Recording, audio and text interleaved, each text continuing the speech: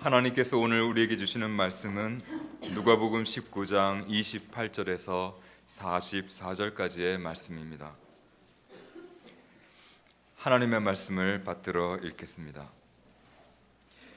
예수께서 이 말씀을 하시고 예루살렘을 향하여 앞서서 가시더라.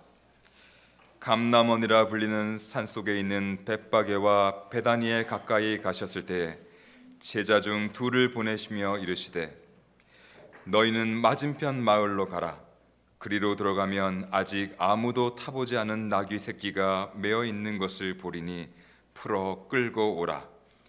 만일 누가 너희에게 어찌하여 푸느냐 묻거든 말하기를 주가 쓰시겠다 하라 하시매 보내심을 받은 자들이 가서 그 말씀하신 대로 만난지라.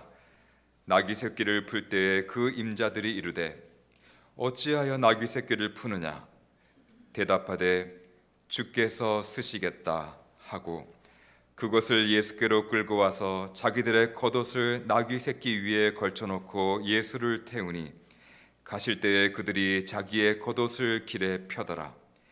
이미 감난산 내리막길에 가까이 오심에 제자의 온 무리가 자기들이 본 바 모든 능한 일로 인하여 기뻐하며 큰 소리로 하나님을 찬양하여 이르되 찬송하리로다. 주의 이름으로 오시는 왕이여 하늘에는 평화여 가장 높은 곳에는 영광이로다 하니 무리 중 어떤 바리새인들이 말하되 선생이여 당신의 제자들을 책망하소서 하거늘 대답하여 이르시되 내가 너희에게 말하노니 만일 이 사람들이 침묵하면 돌들이 소리 지르리라 하시니라. 가까이 오사 성을 보시고 우시며 이르시되 너도 오늘 평화에 관한 일을 알았더라면 좋을 뻔하였거니와 지금 내 눈에 숨겨졌도다. 날이 이를지라 내 원수들이 토둔을 쌓고 너를 둘러 사면으로 가두고 또 너와 및 그 가운데 있는 내 자식들을 땅에 메어치며 돌 하나도 돌 위에 남기지 아니하리니 이는 내가 보살핌 받는 날을 알지 못함을 인함이니라 하시니라. 아멘. 고맙습니다. 예수님께서 갈릴리 변화산에서 제자들에게 영광을 보여주신 후에 제자들과 함께 예루살렘으로 마지막 여행을 떠나셨습니다. 그리고 누가복음 19장에 오늘 예수님께서 드디어 예루살렘에 도착하시는 장면이 나옵니다. 작년에 한 달 동안 이스라엘 땅에 있었습니다. 그곳에서 성지 여행을 하면서 개인적으로는 영성의 순례라고 생각을 하고 또 이스라엘 곳곳을 다니면서 다음에 교인들과 함께 와야 되겠다 그런 마음을 가지고 갈 수만 있으면 많은 곳을 다녀보았습니다. 예수님의 발자취를 따라서 북쪽 갈릴리에서 남쪽으로 차를 가지고 여행을 했습니다. 사마리아 땅을 거치고 드디어는 남쪽 여리고와 베다니를 거쳐서 예루살렘으로 올라갔습니다. 여리고와 베다니는 특별히 아랍 사람들이 사는 지역이기 때문에 팽팽한 긴장감 속에서 두려움이 있었지만 예수님의 여정을 생각하며 그 마을에 들어가 보았습니다. 그리고 예루살렘 동쪽에 있는 벳바게 마을, 오늘 말씀이 나오는 이 벳바게 마을에 들어가 보았습니다. 여기에서 주님께서 나귀 새끼를 구하셔서 예루살렘 동쪽으로 입성을 하셨습니다. 벳바게 마을에 들어가고 싶어서 어떤 목사님의 조언을 구할 때 이 벳바게 마을은 특별히 위험한 곳이니까 될 수만 있으면 아랍 청년들이 낮에 놀기 위해서 나오는 그 시간을 피해서 이른 아침에 가라고 저에게 이야기를 해주셔서 이른 아침에 벳바게 마을에 가보았습니다. 벳바게에 있는 기념교회에 들어갔을 때에 가게 되었을 때에 이 교회당에 들어갈 수가 없었습니다. 철문으로 가로막고 담벼락은 높게 쌓아서 아무도 접근하기가 쉽지가 않았습니다. 제가 문 앞에서 계속 기울이 끓을 때에 아마 안에서 신부님이 모니터를 보시다가 문을 열어주었습니다. 교회당 안에 들어갔을 때에 거기에는 나귀 새끼를 타시는 주님의 모습이 벽화로 새겨져 있었고 교회 마당에는 몇 그루의 종려나무가 거기에 있었습니다. 이맘때 매년 종려주일이 되면 순례자들이 나귀를 끌고 이곳에서부터 종려나무 잎사귀를 흔들면서 감람산을 넘어서서 예루살렘으로 이동하는 순례의 여정이 행사로 진행이 된다고 그럽니다. 나귀 새끼를 타시고 감람산을 넘어서서 기드론 골짜기를 지나 예루살렘 동쪽 문으로 입성하시는 예수님의 모습을 마음에 그리게 되었을 때 큰 감동이 있었습니다. 아마 제가 단체로 여행을 하고 있었다면 이러한 경험을 하지 못했을 겁니다. 개인적으로 마을마다 찾아다니고 또 예수님의 발자취를 마음에 새기며 따라가는 그 여정이 저에게는 큰 은혜가 되었습니다. 예수님의 여정을 따라서 오늘 본문의 이야기를 같이 나누기를 원합니다. 예수님께서 감람산 근처 마을 벳박에 오셨을 때 제자 둘을 이 마을에 보내게 됩니다. 그들에게 말씀하기를 마을에 들어가면 아직 아무도 타보지 않은 나귀 새끼가 매여 있는 것을 보게 되리니 풀어 끌고 가져와라, 이렇게 제자들에게 말씀합니다. 두 제자는 주님의 말씀에 즉시 순종을 하고 벳박야 마을에 들어가 보았습니다. 과연 주님의 말씀대로 나귀 새끼 한 마리가 말뚝에 묶여 있었습니다. 그래서 고삐를 풀어서 끌고 오려 하였을 때에 오늘 말씀을 보니까 나귀의 주인들이 제자들에게 말합니다. 어찌하여 우리의 나귀 새끼를 푸느냐. 점잖게 말하는 것 같지만 아마 나귀의 주인들은 황당했을 겁니다. 도적 같은 두 인생이 와가지고 갑자기 자기의 소유물인 나귀 새끼를 끌어가려고 하니까 황당하고 분노하였을 겁니다. 그때 제자들은 나귀 새끼 임자들에게 예수님이 전하여 주실 말씀을 전합니다. 주님께서 당신들의 나귀 새끼를 쓰시겠다고 말씀하셨습니다. 이 두 제자의 말에 나귀의 주인들은 즉시 순종을 하고 그들의 나귀를 풀어서 제자들에게 내어주게 됩니다. 간단한 이야기이지만 제자들과 나귀의 주인들은 주님의 말씀에 순종하는 사람들의 모습입니다. 보내심을 받은 제자들, 보내심을 받은 사람들, 그 뜻으로 우리가 사도라는 말을 사용합니다. 이 두 사람은 주님의 말씀에 반문하거나 거부하지 않고 말씀대로 이 벳박의 마을에 들어가고 과연 주님이 말씀하신 대로 거기에 나귀 새끼가 있는 것을 목격하고 아마 놀라워했을 겁니다. 나귀 새끼의 주인들은 주님이 쓰시겠다는 말씀에 두말하지 않고 자신의 소유인 나귀 새끼를 보내어 드립니다. 여기에 우리가 순종의 미덕을 볼 수가 있습니다. 아마 나귀 새끼의 주인들은 주님에 대한 소문을 들었을 겁니다. 갈릴리 땅에서 많은 병자를 고쳐주시고 그분이 전하시는 말씀에 많은 사람들이 은혜를 받고 심지어는 자기 마을 가까이에 있는 베다니에서 죽은 나사로를 살리신 기적 중에 기적의 이야기를 들었을 겁니다. 과연 그분에 대한 소문과 그분의 모습을 그리워하면서 환영하는 마음으로 자기들이 가진 이 나귀 새끼를 기쁨으로 내어드렸습니다. 나귀 새끼라는 동물은 결코 말처럼 비싼 동물은 아닙니다. 그러나 본문에 나오는 이 나귀 새끼의 주인들, 한 사람 주인이 아니라 여러 사람의 주인을 이야기합니다. 아마 이 주인들은 그 흔한 나귀 새끼 한 마리조차 살 수 없어서 이 여러 사람들이 함께 돈을 모아서 그 나귀 새끼를 사게 된 그런 가난한 농부들일 겁니다. 얼마나 돈이 없으면 여러 사람들이 돈을 모아서 그 나귀 새끼를 가지고는 공유하면서 자신들의 필요한 대로 쓰고 있는 참으로 가난한 사람들이었습니다. 하지만 천한 것이고 값싼 것이지만 주님이 원하실 때에 그들은 자신이 가진 것을 기쁨으로 감사함으로 내어드린 것이라 할 수 있습니다. 주님은 우리의 인생에 제가 생각할 때 값비싼 것을 원하시는 주님은 결코 아닙니다. 어쩌면 우리 인생이 가진 것, 작은 것, 지극히 평범한 것일지라도 주님의 필요를 따라 사용하기를 원하시는 주님일 겁니다. 내게 없는 것, 내가 소유할 수 없는 값비싼 것을 원하시는 주님이 아니라 이미 내가 가지고 일상적으로 사용하는 그것을 사용하기를 원하시는 것이지, 없는 것을 있게 만들어서 주님께 드리는 것을 원하시는 주님은 결코 아닙니다. 일상적인 것, 여러분이 가진 인생의 시간, 여러분이 가진 재능, 여러분이 흘리는 땀, 여러분이 흘리는 눈물, 아마 그것을 주님이 원하고 있을지 모르겠습니다.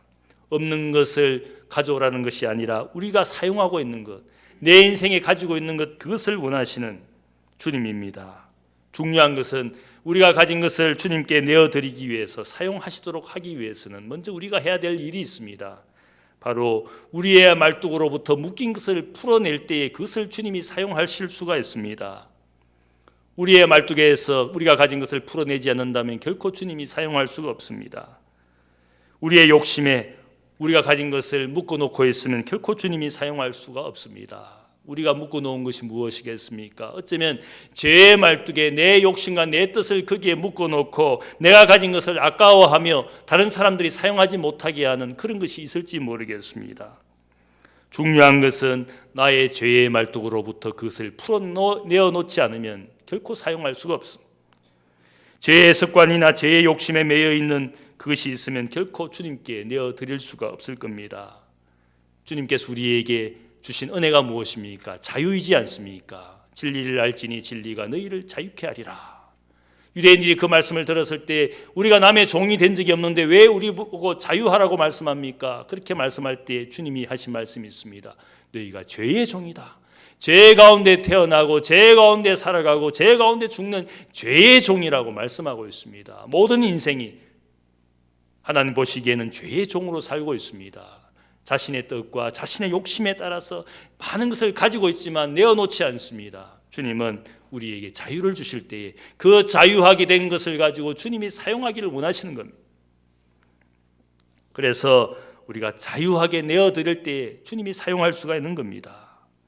비싼 것은 아니지만 그러나 주님이 원하시기 때문에 우리의 것을 내어드릴 수가 있어야 되는 겁니다. 오늘 이 나귀 새끼는 본문이 말하기를 아무도 타보지 않은 새끼라고 설명합니다. 아마 그의 등에 아무도 타보지 않아서 아직 사람의 때가 묻지 않은 나귀 새끼라 할 수 있습니다. 사실 주님이 타시기에는 오히려 위험할 수도 있고 불편할 수도 있고 말을 안 들을 수도 있는 그런 짐승인데 주님이 아무도 타보지 않은 누군가 그의 등에 타서 주인 노릇하지 않은 그것을 사용하기를 원하시는 주님이었습니다. 율법의 제사에서 제물로 드릴 수 있는 제물이 무엇입니까? 율법에 의하면 바로 첫 과일, 첫 새끼를 하나님이 제물로 원하시는 그 의미가 무엇이겠습니까? 아직 인생이 주인 노릇하지 않은 그 과일과 그 짐승을 하나님이 주인 되시도록 내어드릴 수 있도록 첫 과일, 첫 새끼를 우리가 제물로 바치도록 율법이 요구하고 있습니다. 우리가 그것이 헌신의 의미이고 제사의 의미이지 않겠습니까? 자신의 인생이 쓰다가 남은 지푸라기 시간을 가지고 억지로 하나님 앞에 예배 드린다면 그 시간은 아무런 의미가 없을 겁니다.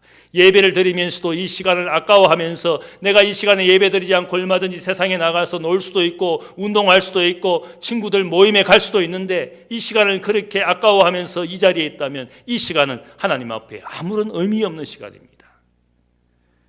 자기 욕심으로 인색함으로 헌금 드리기를 아까워하는 그런 헌금은 아마 하나님이 기뻐하시지 않을 겁니다. 아무도 타보지 않은 그 새끼는 비록 미약하고 천한 것이지만 주님은 아무도 타보지 않은 그 새끼를 원하고 있습니다. 예루살렘에서 예수님께서 부자가 헌금하는 것을 보았습니다. 다음 이야기를 보면 부자가 사람들에게 자신이 헌금한다는 것을 보여주기 위해서 아마 어쩌면 큰 액수의 헌금을 하고 있는데 주님은 그 헌금하는 모습을 별로 기뻐하지 않았습니다. 오히려 가난한 과부가 미미한 돈이고 미미한 액수이지만 두 렙돈을 자신이 가진 귀중한 것을 그렇게 헌금할 때 주님이 그녀를 칭찬했습니다. 액수가 문제가 아니라 그가 어떤 마음으로 하나님 앞에 헌금하고 있느냐 그것을 보시기를 기뻐하시는 주님이었습니다. 비천하고 미약한 나귀 새끼이지만 주님께서 쓰시겠다라는 그 말씀을 기쁨과 감사로 받으면서 헌신하고 순종하는 이들의 헌신을 받으시는 주님이었습니다. 제자들도 주님께 나귀 새끼를 이끌고 와서 어떻게 합니까? 자신이 입던 겉옷을 그 나귀 새끼 위에 안장처럼 사용합니다. 비록 천한 것이고 별로 값어치 없는 겉옷이지만 주님을 위해서 자신이 가진 것 중에 겉옷을 드려서 주님이 그 위에 타시도록 자신의 것을 드렸습니다. 비록 작은 것이지만 주님께 쓰임받기에 감사해서 그렇게 드렸을 때 주님은 어떻게 합니까? 비록 비천한 짐승이지만 혹은 비천한 비루한 겉옷이지만 그 위에 타시기를 기뻐하시는 주님의 모습이 거기에 있습니다. 내가 어떤 마음으로 하나님께 드리느냐에 따라서 그것을 받으시는 하나님, 우리 하나님입니다. 다음 이야기를 보면 예수님께서 감람산에서 나귀를 타고 이제는 예루살렘 동쪽으로 입성하고 있습니다. 수많은 사람들이 예수님을 지켜보게 되었습니다. 아마 예수님을 지켜보는 많은 민중들은 기대와 기쁨으로 주님을 맞이했습니다. 반면에 정치와 종교 지도자들은 의심과 질시의 눈으로 주님을 지켜보고 있었습니다. 당시 기록에 의하면 예루살렘에서 매년 이런 유월절 절기를 지키게 되면 이스라엘 전국 각지에서 많은 사람들이 올라오게 됩니다.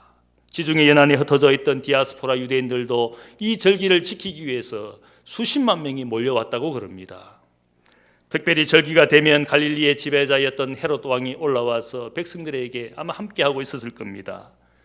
가이사라 관제에 살고 있던 총독 빌라도도 혹시 예루살렘에 소요가 일어나지 않을까 봐 군사들을 이끌고 예루살렘의 요새에서 그들을 지켜보고 있었습니다. 이런 분위기 속에서 예수님께서 나귀 새끼를 타고 많은 군중들의 환호 속에 입성하였습니다. 아마 이 입성하시는 모습은 많은 사람들에게 특별하게 여겨졌을지 모르겠습니다. 특별히 마태복음 21장 4절을 보면 나귀를 타신 주님의 모습은 선지자 스가랴의 예언을 이루신 말씀이다. 그렇게 기록하고 있습니다. 스가랴 9장 9절에 보면 예언이 있습니다. 시온에 따라 크게 기뻐할지어다. 예루살렘에 따라 즐거워 부를지어다.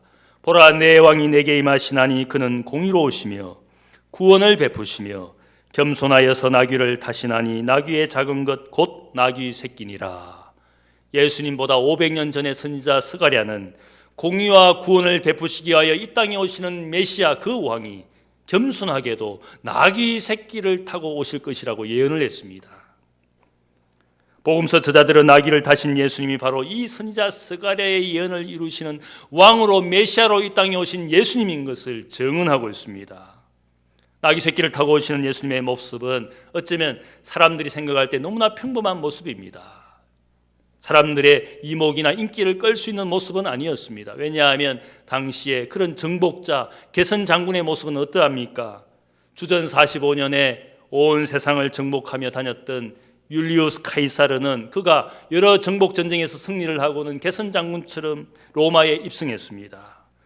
40여 마리의 코끼리가 이끄는 황금 마차를 타고 로마에 입성했을 때 온 사람이 환호했습니다.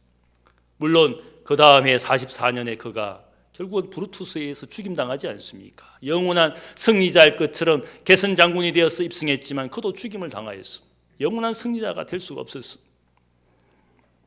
로마의 많은 황제들은 전쟁에 참여하고 승리하게 되면 포로들을 이끌고 전리품을 끌고 오면서 로마의 개선 장군으로 입성했습니다. 임페라토르라는 말은 그 엠프르라는 말이 거기에서 나왔습니다. 개선 장군이다. 전쟁에 승리한 왕이다. 그렇게 그를 맞이했습니다. 그러나 많은 황제들도 결국은 죽임당했습니다. 이스라엘 땅에서도 이런 승리자가 있었습니다. 기원전 163년에 제사장 가문의 아들 유다 마카비가 시리아 왕조가 지배하면서 많은 이스라엘 유대인들을 죽였습니다. 성전을 더럽히고 거기에 이방 신전을 세웠습니다. 유다 마카비가 형제들과 무장 봉기해서 이방 군대를 몰아내고 성전을 청결하게 하고 재봉헌하였습니다. 그가 말을 타고 예루살렘에 입성하였을 때 해방자로 온 군중이 그를 떠받들었습니다. 그도 결국은 전쟁터에서 결국 전사해버린 사람이었습니다. 예루살렘 군중들이 예수님을 맞이할 때 어쩌면 과거에 100년 전에 있었던 그 유다 마카비처럼 승리자가 되어서 이방 군대를 몰아내어줄 로마의 압제로부터 혹은 타락한 정치 종교 지도자들로부터 자신들을 구원해줄 그런 주님의 모습을 상상했을지 모르겠습니다. 그래서 소문에 그 예수가 맞다면 우리에게 왕으로 메시아로 오신 주님이다. 그렇게 생각을 하고는 그들은 기꺼이 주저하지 않고 찬송했습니다. 찬송하리로다 주의 이름으로 오시는 왕이여 하늘에는 평화요 가장 높은 곳에서는 영광이로다. 이렇게 주님을 칭송했습니다. 그런데 그 다음 이야기가 어떻게 됩니까? 그들이 기대하고 주문했던 그런 왕의 모습이 아니라 주님은 고난당하시고 죽임당하시는 죽기까지 낮아지시고 복종하신 메시아였습니다. 사람들의 기대와는 전혀 다른 메시아의 모습으로 이 땅을 살다가 가신 분이었습니다. 유다 마카비처럼 이념을 실현하기 위해서 수많은 사람들을 죽이는 그런 해방자가 아니라 우리 주님은 오히려 많은 사람들의 생명을 구원하기 위하여 자신이 죽는 그런 구원자였습니다. 사람들의 기대와는 전혀 다른 모습으로 이 땅에 오신 주님이었습니다. 예수님을 왕으로 삼자, 크라운님, 예수님을 왕으로 삼자고 소리쳤던 이 군중들이 나중에 어떻게 합니까? 예수님을 십자가에 매달라, 크루시파이 힘, 십자가에 매달라, 그렇게 변심하는 군중들이었습니다. 왕이라고 환호했던 그들이 나중에는 예수님을 못 박으라고 소리치는 군중들이었습니다. 군중들이 환호하고 열광했지만 그 모든 것들이 며칠을 지나지 않아서 오히려 주님을 십자가에 못 박는 데 앞장섰던 군중들이었습니다. 제가 생각할 때 그것이 세상이란 사실을 저는 깨닫습니다. 우리가 그토록 좋아하고 사랑했던 사람들이 어느 날 원수가 되지 않습니까? 그토록 사랑하고 그토록 좋아했던 남편과 아내가 서로 원수가 되고 적이 되어서 서로 갈라서지 않습니까? 우리가 일평생 따르고 추구했던 물질과 성공, 지위가 어느 순간부터 우리를 실망시키고 좌절시키고 있지 않습니까? 내가 그토록 자신했던 건강을 잃고 고통스러워하는 많은 분들이 있지 않습니까? 내가 그토록 희생하고 헌신했던 그 자녀들로부터 버림받은 수많은 부모들이 있지 않습니까? 그토록 좋아했던 교회, 그토록 헌신했던 교회와 교인에게서 실망하고 고통당하는 많은 한국 교인들을 보게 됩니다. 그토록 열심히 섬겼던 교회 공동체가 한순간 풍비박산이 되어서 고통당하는 많은 분들이 있지 않습니까? 저는 그것을 볼 때마다 사람이 모인 곳 군중들은 결국 믿을 것이 못 된다. 저는 늘 그런 결론을 내립니다. 어쩌면 지금도 저를 좋아하는 교인들이 있을지 모르겠어요. 그러나 한순간 언젠가 적이 될 수도 있습니다. 그렇지 않습니까? 그것을 우리가 인정하고 살아야 돼요. 그렇게 좋았던 교우 관계가 어느 순간부터 깨어지고 서로 미워하고 정오심을 잃지 못하고 잊지 못하고 계속적으로 그 관계가 어려워진 분들을 많이 보게 됩니다. 기쁨도 환호도 다 지나가는 것이었습니다. 오히려 예수님은 군중들의 환호와 군중들의 열광 속에서 그분은 어떻게 하십니까? 오히려 눈물을 흘리고 있었습니다. 군중들이 환호해 주기 때문에 기쁨의 눈물을 흘리신 것이 아니라 군중 속에서 주님은 눈물을 흘리는데 그냥 눈물이 아니라 비탄의 눈물이었습니다. 본문 41절을 보면 예수님께서 예루살렘 성을 보시고 우셨다 그렇게 기록되어 있습니다. 예루살렘에 오시기 전에 마을 베다니에 들렀을 때 거기에 친구 나소라가 죽었습니다. 사랑했던 가정에 친구 나소라가 죽었을 때 주님께서 우셨습니다. 그 우셨다라는 표현은 다크루오라는 표현입니다. 그것은 조용히 눈물 흘리셨다 그런 표현이라면 오늘 예루살렘 땅과 그 예루살렘에 사는 사람들을 보시고 우신 그 눈물, 크라이오라는 말은 비통하게 소리치며 우셨다 그런 뜻입니다. 영어의 크라이라는 말이 거기에서 나왔습니다. 그냥 조용히 눈물 흘리신 것이 아니라 이 예루살렘을 보시며 주님은 비통하게 소리내어 우신 주님이었습니다. 왕으로 오신 주님이었지만 왕으로 영접하는 군중들 속에서 주님께서 예루살렘을 보시고 비통하게 우셨다 그렇게 표현하고 있습니다. 주님이 우신 이유를 여기에 설명하고 있습니다. 예수님께서 이 예루살렘 땅이 곧 망하게 되고 수많은 사람들이 불행과 재난 가운데 많은 사람들이 죽게 될 것을 아셨습니다. 군중들을 보고 계셨지만 그러나 군중의 미래 가운데 40년 후에 로마의 장군 디도가 로마 군단, 세계의 군단을 이끌고 예루살렘을 포위하고 이 유대인들이 반란을 일으킨 이 도시를 완전히 섬멸하고자 그리고 그것 때문에 수많은 사람들이 죽게 될 것을 주님이 보고 계셨습니다. 예루살렘에 반란을 일으켰던 열심당원들이 거기에 대제사장들과 많은 지도자들을 칼로 죽였습니다. 그리고 자신이 가지고 있던 양식마저 다 불태워버리고 로마 군인들과 싸워서 죽겠다라는 의지를 표현했을 때 결국은 이 예루살렘은 로마 장군 디도에 의해서 완전히 멸망당하게 됩니다. 포위하고 있을 때 수많은 예루살렘 군중들이 도망쳤지만 그 모든 군중들을 붙잡아 가지고 디도 장군은 그들을 다 십자가에 매달았습니다. 예루살렘 밖의 길거리마다 십자가가 세워져 있고 수많은 사람들이 십자가에서 죽임을 당했습니다. 불을 지르고 성 안을 공격하며 성전을 불태웠습니다. 그리고 거기에 있는 남녀노소를 가리지 않고 다 죽여버리고 수만 명의 포로를 전리품으로 노예로 로마 군인들에게 다 지급하고 또 일부 포로들을 끌고 로마로 갔습니다. 로마에 가서 개선 장군이 되어서 포로들을 이끌고 사람들의 구경거리가 되게 했습니다.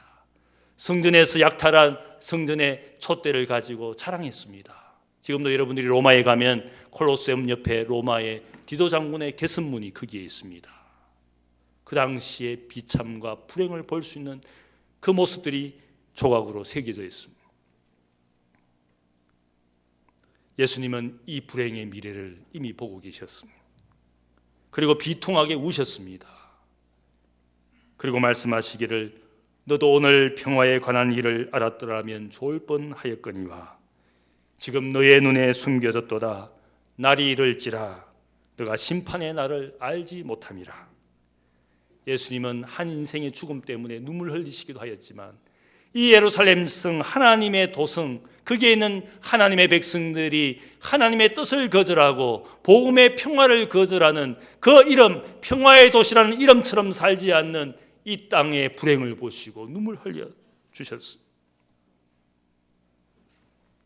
십자가를 지고 골고다 언덕으로 끌려가는 주님의 모습을 보고 갈릴리에서 따라왔던 여인들이 눈물을 흘렸습니다. 주님의 비참한 모습을 보고 눈물을 흘렸을 때 주님이 말씀합니다. 예루살렘의 딸들아, 나를 위하여 울지 말고 너희와 너희 자녀를 위하여 울라. 예루살렘아 예루살렘아, 선지자들을 죽이고 너에게 파송된 자를 돌로 치는 자여, 암탉이 그 새끼를 날개 아래에 모음같이 내가 너의 자녀를 모으려 하니리 몇 번이더냐. 그러나 너희가 원하지 아니하였도다. 우리가 예수님을 위하여 울지 말고 오히려 우리가 흘려야 될 눈물은 우리와 우리 자녀를 위하여 울라라고 주님이 부탁을 하고 있습니다. 왜 그렇습니까? 하나님의 말씀대로 살지 않고 주님의 복음을 거부하는 이 완고하고 교만한 믿음 없는 세대와 그 세대의 자녀들을 위하여 눈물 흘릴 시간이라고 말씀하고 있습니다.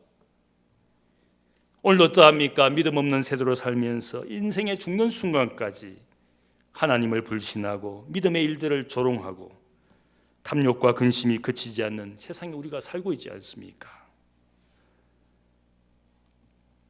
주님의 눈물을 생각하며 그런 생각을 해보았습니다. 주님이 우리를 위하여 지금도 눈물 흘리고 계시는데 우리의 믿음 없는 세대에서 오늘날 많은 교회가 결국은 이제는 많은 교인들이 떠나가고 우리의 자녀들은 더 이상 교회에 나오지 않습니다. 부모들은 우리 자녀들이 교회 학교에 오는 것 별로 그렇게 강조하지 않습니다. 알아서 살겠지 그렇게 내어버리고 버려두고 방치합니다. 그러다 보면 그 아이들이 자라나서 교회로 돌아오느냐? 절대로 돌아오지 않습니다.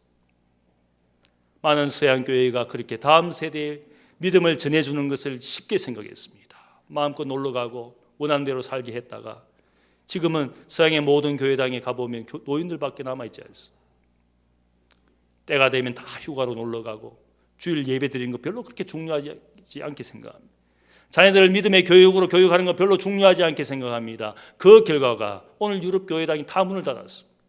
심지어는 모스크로 내어주지 않습니까? 그 무슬림들이 교회당을 자신들의 모스크로 사용하면서 드디어 우리가 십자군 전쟁에서 마지막 승리자는 우리들이다, 무슬림이다 그렇게 자랑을 합니다. 십자가를 내리고 초승달을 거기에 답니다. 오늘 미국의 교회 교인들이 떠나가고 교회당이 문을 닫고 있습니다. 드디어 요즘 일어나는 현상은 이제는 신학교가 문을 닫고 있습니다. 한국 교회도 결코 자랑하지 수가 없습니다. 교회 학교가 모여지지 않아서 교회 학교가 더 이상 존재하지 않는 교회들이 많이 생기고 있습니다. 목사가 강단에서 보면 거기에 보면 나이 많은 할아버지 할머니만 가득한 교회들이 많습니다. 너희와 너희 자녀들을 위하여 울라. 그 말씀은 오늘 우리에게 주시는 말씀. 사람들이 세상의 평화와 행복을 구하며 살아가고 있지만 우리가 알아야 될 것은 하나님 없는 평화, 하나님 없는 행복, 그것은 존재할 수가 없습니다. 가정이 무너지고 있지 않습니까? 남편과 아내가 서로 뒤돌아보지 않고 뒤돌았습니다. 자녀도 내팽개칩니다. 할아버지와 할머니 손에서 자라나는 손자, 손녀들이 그렇게 많습니다. 부모가 자식을 죽이고 자식이 부모를 죽이고 세상의 평화와 행복을 우리가 원하지만 하나님 없는 가정, 그렇게 깨어지게 되어 있습니다. 죄의 인성을 가진 우리의 삶에 죄가 어떻게 인생을 만들어가는지 보여주고 있지 않습니까? 가족이 흩어지고 이웃이 없어지고 마을과 도시가 무너지고 성전과 교회당이 비어져가는 우리의 미래를 보고 너희와 너희 자녀를 위하여 울라. 나를 위하여 울지 말고 너희와 너희 자손을 위하여 울 시간이다. 그렇게 말씀하고 있습니다. 가까운 미래와 먼 미래를 바라보시는 왕이신 예수님께서 자기 땅의 백성들의 불신과 불신종으로 스스로 망하는 것을 보면서 왕이 눈물을 흘리고 있는 것입니다. 우리가 울어야 되는데 주님이 울고 있습니다. 감난산 서쪽에 가면 유명한 장소가 있습니다. 주님의 눈물교회라는 장소가 있습니다. 눈물 방울 모양으로 생긴 작은 성당이 거기에 있는데 거기에서 보면 예루살렘 성 동쪽이 잘 보이게 됩니다. 그리고 예루살렘 동쪽의 성전 산이 잘 보입니다. 거기에 동쪽으로 들어가는 문이 과거에는 있었는데 지금은 그 문이 완전히 벽으로 막아져 있습니다. 예루살렘을 7세기에 정복했던 오스만 투르크가 예루살렘 동쪽 문을 벽으로 돌로 다 막아버렸습니다. 그리고 그 앞을 무슬림들이 묻히는 공동묘지로 만들었습니다. 그들이 그렇게 한 이유가 있습니다. 유대인들은 믿기를 메시아가 오면 바로 이 동쪽 문을 통해서 성전으로 올라가시는 그 메시아의 예언을 그들이 알고 있습니다. 에스겔서 44장을 보면 바로 메시아가 이 땅에 오실 때는 그 동쪽 문을 통해서 예루살렘에 입성하실 것을 예언하고 있습니다. 예수님께서 동쪽 문으로 입성하시며 왕의 눈물을 흘렸습니다. 세상과 인생을 보시며 우시는 왕의 눈물이 거기에 있었습니다. 그 예루살렘 땅을 제가 바라보면서 왕의 눈물을 생각하고 묵상했습니다. 대적들이 그 문을 돌로 막고 묘지를 만들어서 무덤과 죽음으로 유대인들이 다가오지 못하도록 만들었지만 우리 주님께서 오실 겁니다. 왕으로 오시는 주님은 어떤 죽음의 세력도 어떤 돌들도 막지 못하는 왕입니다.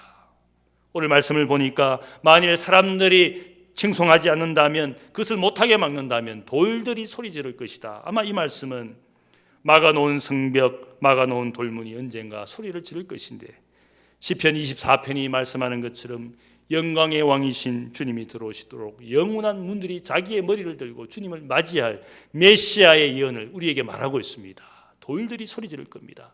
인생이 영접하지 아니하고 인생이 환영하지 않는다면 그 문이 스스로 머리를 들고 주님을 맞이할 겁니다. 그것이 메시아의 오심을 예언하고 있습니다.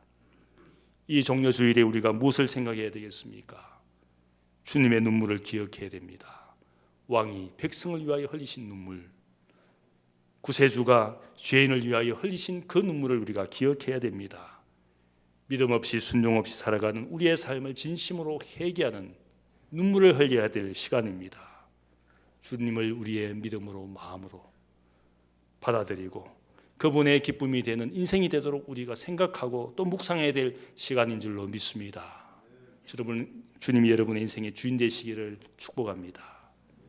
우리의 자녀와 우리의 가정과 일터를 위해서 눈물을 흘리고 기도해야 될 때입니다. 우리 자녀가 세상에서 어떻게 살고 있는지,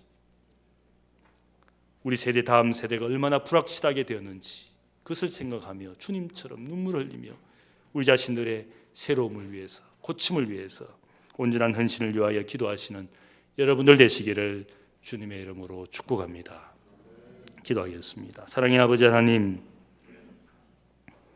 이 땅의 왕으로 오셨지만 그 백성의 모습을 보며 눈물을 흘리시는 주님의 눈물을 기억합니다. 하나님 아버지, 수많은 죽음과 인간의 세력이 주님의 오심을 방해하고 대적하지만 죽음조차도 막을 수 없는 주님의 부활과 생명을 우리가 기억합니다. 아버지 하나님, 그 주님 앞에 우리의 인생을 드리기를 원합니다. 죄의 말뚝에 묶어놓은 나의 것을 주님 앞에 온전히 풀어서 드리기를 원합니다. 인생에 가진 것을 주님의 기쁨이 되도록 사용하기를 기뻐하시는 주님의 말씀을 생각하며 순종하여 주님께 우리의 인생을 온전히 드릴 수 있도록 하나님 우리를 붙들어 주옵소서. 특별히 하나님 아버지, 우리의 가정과 생업, 특별히 이 땅의 미래와 자녀와 후손의 미래를 생각합니다. 눈물 흘리지 않을 수 없는 이 땅의 모양을 보며 하나님 주님 앞에 회개의 마음을 가지고 주님을 맞이하기를 원합니다. 자신을 위하여 눈물을 흘리며 자녀들을 위하여 눈물 흘릴 믿음 없는 세대인 것을 우리가 고백합니다. 아버지 하나님, 우리가 하나님 앞에 주인에게 신실하지 않은 악한 종이어서 우리의 삶을 회개하지 않습니다. 하나님, 다시 한번 주님이 주신 것을 귀하게 여기며 주인에게 신실한 충성된 종이 되게 하여 주옵소서. 주님이 눈물 흘리실 때마다 우리의 마음이 아픕니다. 하나님 아버지, 이 아픔을 가지고 이 땅에 믿음으로 살아가는 저들 모두가 되게 하여 주옵소서. 감사하오며 예수님의 이름으로 기도하옵나이다. 아멘.